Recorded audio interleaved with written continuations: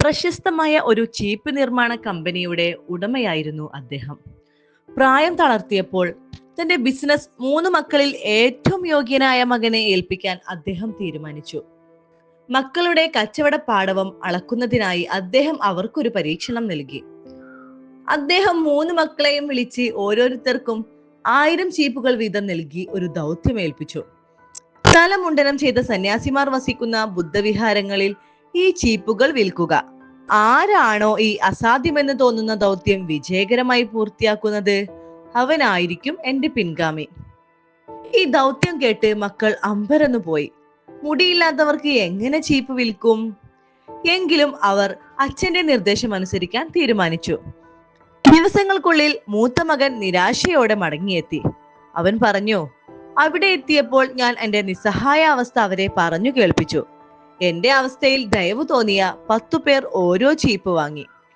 രണ്ടാമൻ കുറച്ചുകൂടി കൗശലം കാണിച്ചു. ഞാൻ ആ ചീപ്പിന് പുതിയൊരു ഉപയോഗം കണ്ടെത്തി. മുടി ചീകാനല്ല, പുറം ചൊറിയാൻ ഇത് നല്ലതാണെന്ന് പറഞ്ഞപ്പോൾ 20 പേർ വാങ്ങി, അവൻ പറഞ്ഞു. ദിവസങ്ങൾക്കു ശേഷം ഇളയ മകനും തിരിച്ചെത്തി. അവന്റെ മുഖത്ത് ശാന്തമായ ഒരു പുഞ്ചിരി മാത്രം.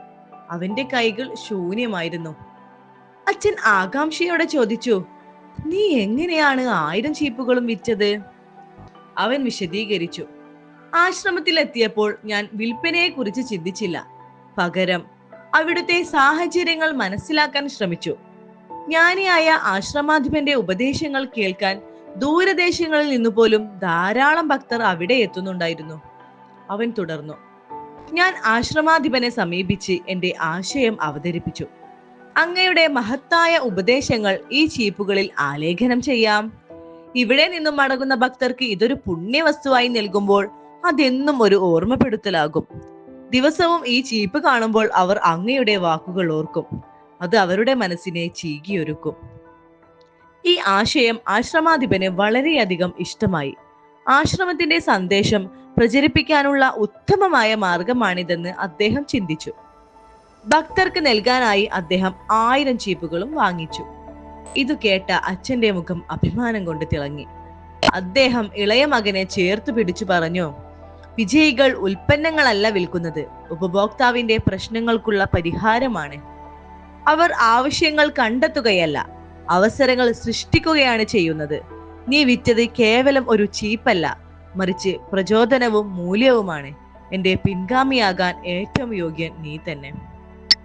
നമ്മുടെ മുന്നിലുള്ളത് പ്രശ്നമാണോ അവസരമാണോ എന്ന് തീരുമാനിക്കുന്നത് നമ്മുടെ കാഴ്ചപ്പാടാണ്.